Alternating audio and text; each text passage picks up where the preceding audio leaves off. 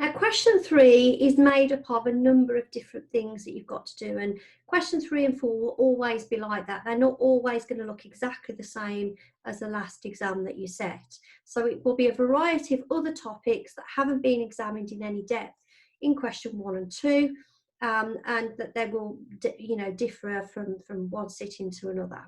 So if we have a look what we've got in this question then. So first part is to show the ledger accounts for Ellie for the year ended December 19, showing clearly what goes to the P&L, no dates are required. So this is all, as we can see, to do with accruals and prepayments.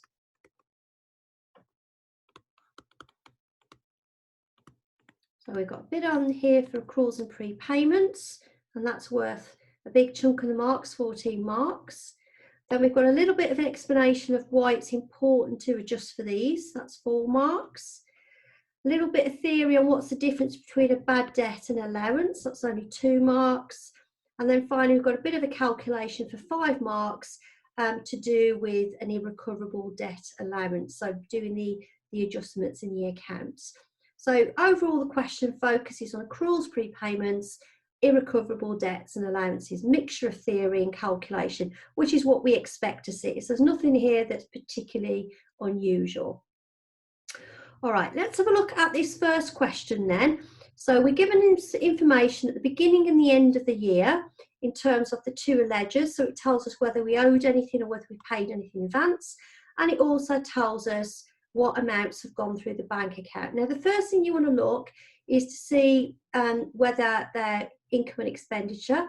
So they're both expenses because it's something that you're paying, right? So these are the bank amounts that you have paid. Now, I would always start your ledgers with the payment. So what I'm going to do is going to open up 2 ledgers. So we've got the electricity expense, which is what you see in your P&L. And then we've also got your rent expense for the P&L. Now, both of these I've got payments. Now, remember, when you've got a payment, your entries will be to debit the expense and credit the bank. Right, so that's your starting point. You're paying something, so your bank is an asset, the asset's going down, so I've got to credit the bank and debit the expense. And I would fill those in my statements before I do anything else. So the bank entry for the electricity is 8,600. The bank entry for the rent is 12,200. You don't need to show the bank account, right? If you look at the question, it just wants you to show what happens in these ledgers, okay? You don't need to show what happens in the others. Now, the next thing I'd do, so that would be my step number 1. Step number 2, I'd look at the end of the year. All right, there is a logic for this. Now, at the end of the year, you still owed some electricity. So that means you've got an accrual. So an accrual at the end of the year means that you're going to increase your expense.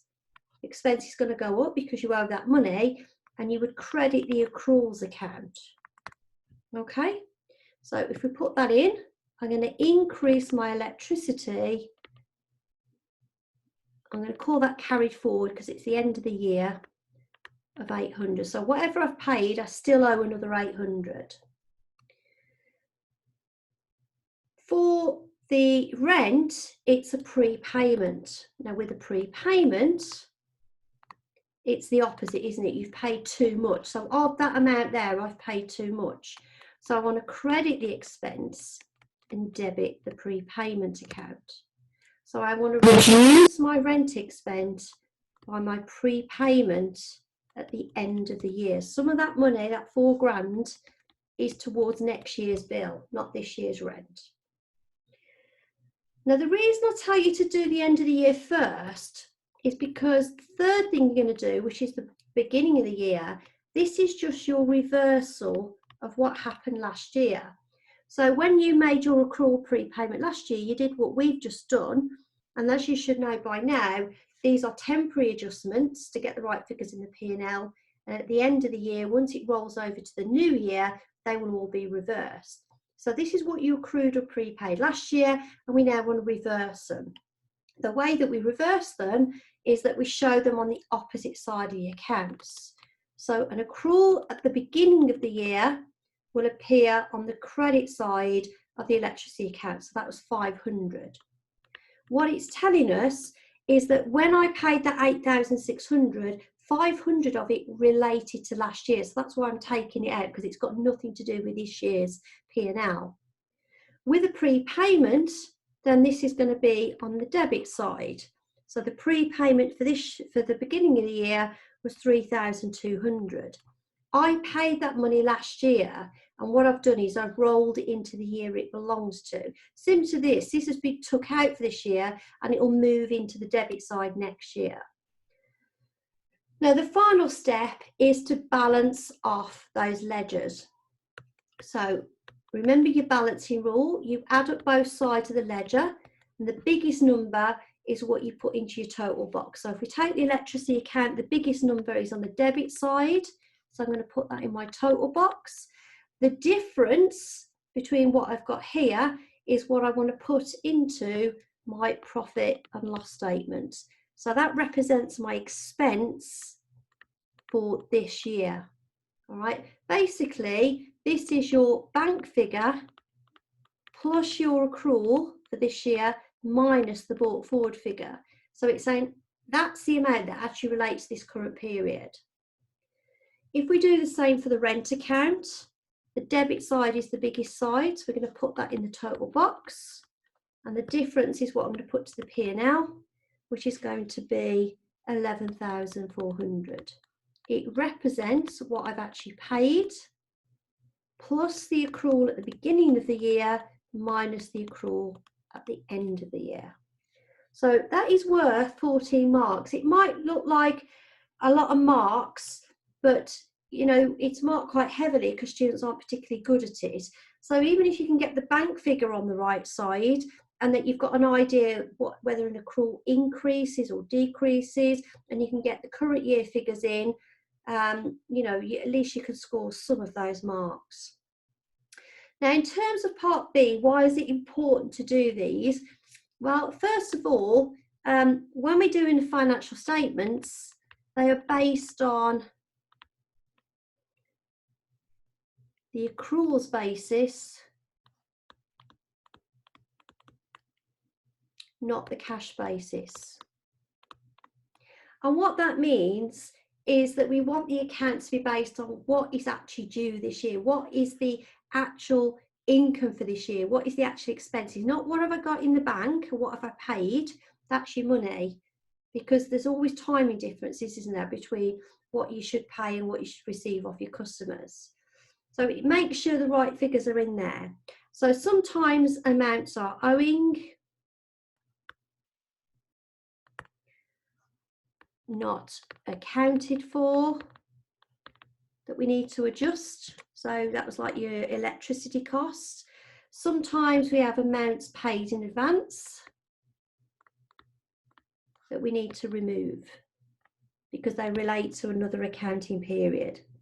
So it's all to do with getting the correct profit figure, right? It should be the income that you earned that year, not what you got in the bank, minus the expenses that you actually incurred to generate that income. All right, so we're trying to match the income and expenditure against the period that they relate to. All right, what's the difference for part C then between an irrecoverable debt and an allowance? So an irrecoverable debt is a bad debt. It's when a customer is definitely not going to pay you. So an example of that could be they've gone into liquidation, they've got no money at all, or they've disappeared off the face of the earth and you can't track them down. So the debt needs to be written off because there's no way you're going to get the cash.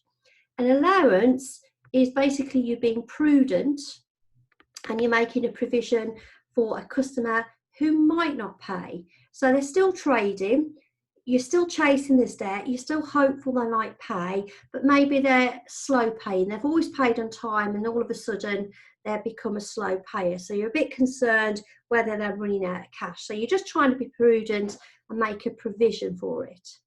Now it's only 2 marks, so we're not looking for a great detailed explanation there. So the final one we've got then is this calculation for the allowance.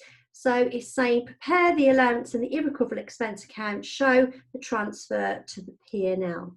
So we need to do the irrecoverable allowance account, and we need to do the irrecoverable expense account. So this is what you see on the SFP, and this is what we see on the P&L.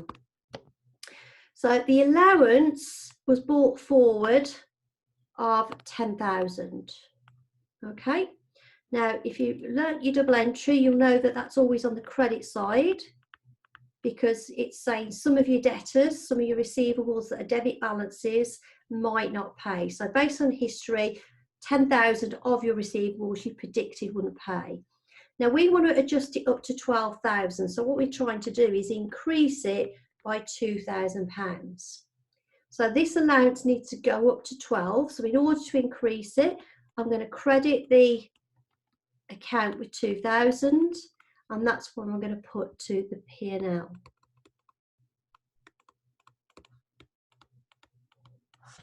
Okay, so when I balance this ledger off, I've now got 12,000 in there, which is what I wanted it to go up to, and that's what I'm going to carry forward and bring forward, ready to start the new period. So on your SFP, you would have your receivables balance, whatever it was, minus £12,000, because you're saying of the receivables, this proportion isn't going to pay or might not pay, shall we say. As far as the irrecoverable expense account goes, we've just got the 2,000 in there, so that's what gets transferred to your P&L as an expense. So the P&L would have 2,000 in it. So the P&L always shows the movement, so what the allowance has gone up by or down by in some cases, and the total allowance is what you see in your SFP. Okay, because you might have a slightly different question that way. You maybe not asked to do the ledgers, but you might be asked to say what goes in each of the statements.